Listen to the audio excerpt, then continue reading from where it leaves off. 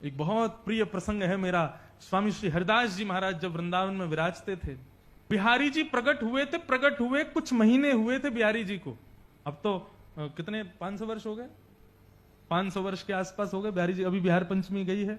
श्री कुंज बिहारी प्रकट हुए, निधिवन में विराजते थे, तो महाराज धीरे धीरे दसों दिशाओं में हवा की तरह बात फैल गई कि श्री वृंदावन में स्वामी श्री हरिदास जी के प्रभाव से और उनके भजन के प्रताप से ठाकुर जी स्वयं प्रकट हुए हैं। बड़े सुंदर ठाकुर जी हैं। सब दर्शन करने के लिए आते थे। लाहौर के एक सेठ को पता चला कि श्रीधाम वृंदावन में कुंज बिहारी प्रकट हुए हैं। कुंज बिहारी को अर्पित करने के लिए उस सेठ ने खस का इत्र मंगवाया।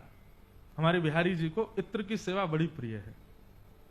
और अभी गर्मियों के समय में तो चोबा, खस जो बनता है ना, उसका जो गाढ़ापन होता है उसको चोबा कहते हैं। वो बिल्कुल ऐसा तार जैसा होता है, वो लगाते हैं बिहारी जी। माथे पे लगाएंगे, ठोड़ी पे लगाएंगे, अंग पे तो खूब मालिश करवाते हैं बिहारी जी इत्र की।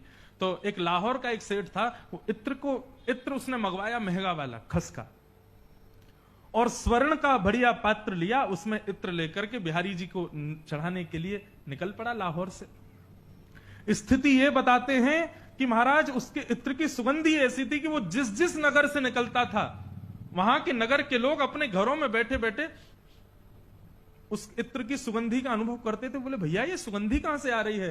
तब बताते, बोले एक लाहौर का भक्त है, वो वृंदावन जा रहा है बिहारी जी को इत्र चढ़ाने, तो उसी के इत्र की सुगंधी है। तो कई लोग तो इत्र की सुगंधी को सूंघ करके उस भक्त के संग हो लिए कि हम भी चल रहे हैं, बिहारी जी का दर्शन करके आएंगे। और देखते ही देखते महाराज हजारों भक्तों की टोली वृंदावन पहुंची। परंतु उस भक्त के भीतर में थोड़ा सा मान आ गया कि मैं बहुत बड़ा इत्र लेके आया हूं, सोने के पात्र में लेके आया हूं, महंगा वाला इत्र है, वृंदावन के लोग सब लोग प्रसन्न हो जाएंगे। भाई ऐसी वस्तु ठाकुर जी को किसी ने नहीं अर्पित की जैसी ये लेके आया है। जैसे निधिवन राज में उसने प्रवेश किया, ठाकुर जी राजभोग अरोग रहे थे, कपाट लगे हुए थे। सब रसिकाचार्यों ने कहा भैया अभी तो ठाकुर जी को भोग लग रहा है, अभी समय लगेगा दर्शन में, तुम एक काम करो, तब तक क्या करोगे? तो यमुना जी पे स्वामी श्री हरिदास जी महाराज अपनी मानसी सेवा में बैठे हैं, तुम वहां जाके स्वामी जी को प्रणाम कराओ। उसको पता नहीं था मानसी सेवा किसे कहते हैं। स्वामी श्री हरिदास जी महाराज मानसी में बैठे थे। आज भी मैंने अपने नेत्रों से इस भरी सर्दी में भी वृंदावन के संतों को पसीने में लथपथ देखा मानसी सेवा में। वो किसी स्थिति में होते हैं, उनका देह वहां होता है लेकिन चित्त वहां नहीं होता।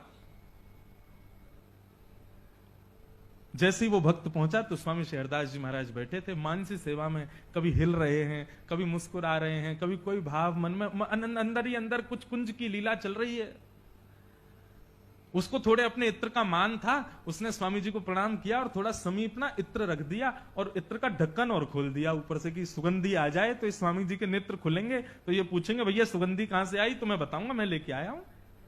और स्वामी श्री हरिदास जी महाराज थोड़ी देर तो चिंतन करते रहे और थोड़ी देर में ही ना जाने क्या हुआ, ऐसे रेत को आसपास अपने खोजने लगे, कुछ खोदने लगे। तभी वो इत्र के पात्र पर उनका हाथ पड़ा, उन्होंने उठाया, उठा करके सीधा उसको यमुना जी में फेंक दिया। पूरे इत्र को स्वर्ण के पात्र के सहित फेंक दिया। वो भक्त तो देखता रह गया, इतना महंगा इत्र इतने महंगे पात्र में लेकर के आया मैं, और अभी ठाकुर जी को चढ़ा भी नहीं था और ये बाबा ने फेंक दिया। एक बार भी ये विचार नहीं किया कितना महंगा है, क्या है, ये कैसी स्थिति है भैया। वो स्वामी श्री हरिदास जी को पकड़ने के लिए, कुछ पूछने के लिए जाने लगा तो वैष्णवों ने रोक दिया, बोले अभी स्पर्श मत करना, स्वामी जी मानसी में। अब उसको क्या पता मानसी क्या होती है। वो तो मनी मन सोचने लगा मैं बहुत बड़ी गलती हो गई मुझसे, बहुत बड़ा अपराध हो गया, इतने रुपया तो अपने घर में खर्च कर देता मैं, और ये कौन से बिहारी जी आ गए हैं, इनके लिए इतना महंगा इत्र लाया और ये मैं उनको अर्पित भी नहीं कर पाया, ये बाबा ने पूरा फेंक दिया यमुना जी में। मन ही मन सोच रहा था अभी चला जाऊंगा वापस और जीवन में कभी वृंदावन नहीं आऊंगा। तभी स्वामी श्री हरिदास जी महाराज के नेत्र खुले, प्रणाम किया, और प्रणाम करके जब नेत्र खोल करके आसपास देखा तो वो भक्त बैठा था, उसने प्रणाम किया। स्वामी जी बोले बिहारी जी का दर्शन किया तुमने? नहीं अभी राजभोग पा रहे हैं, जाओ जल्दी जाओ, ठाकुर जी के दर्शन खुल गए, दर्शन करके आओ।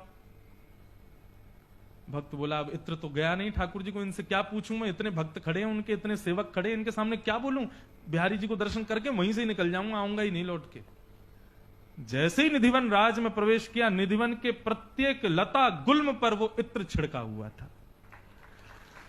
और जैसे ही बिहारी जी के सन्मुख पहुंचा है तो सघन कुंज में मुकुट से लेकर के पैर के नख तक बिहारी जी के अंग से वो इत्र चुचा रहा था। ठोड़ी पर मानो जैसे वो इत्र नीचे टपक रहा हो। उसका देह कंपायमान होने लगा। बिहारी जी को प्रणाम किया, दौड़ करके स्वामी श्री हरिदास जी के पास गया।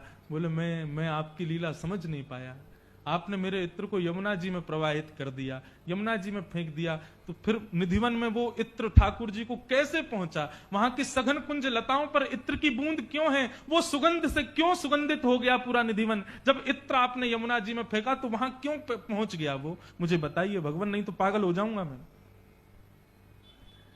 स्वामी श्री हरिदास जी महाराज ने अपनी मानसी सेवा का उजागर किया। मानसी सेवा कभी उजागर नहीं करते संत लोग, लेकिन आज उसके हृदय के भाव के लिए उजागर किया। बोले अरे लाला, तो कहा बताऊं, मानसी में आज श्यामा श्याम दोनों होरी खेल रहे तो श्री किशोरी जी के पक्ष को मैं हतो। इतने में ही लाला ने जोर की पिचकारी मारी किशोरी जी पे। सो किशोरी जी पूरी रंग गई। सो मोसो बोली, सखी सुन, ऐसा चटक रंग लेके आ कि या कार्य को और कारो कर दूं। तभी मैं खोजवे के काजे निकलो कि भैया कहीं कोई चटक रंग मेरे। इतने में ही तेरे द्वारा अर्पित वो इत्र मेरे हाथ में आ गयो। मैंने किशोरी जी को दे दिया और किशोरी जी ने श्याम सुंदर पे फेंक दियो और ठाकुर जी को अर्पित है गयो। बोलो कुंज बिहारी लाल की, श्री वृंदावन बिहारी लाल की।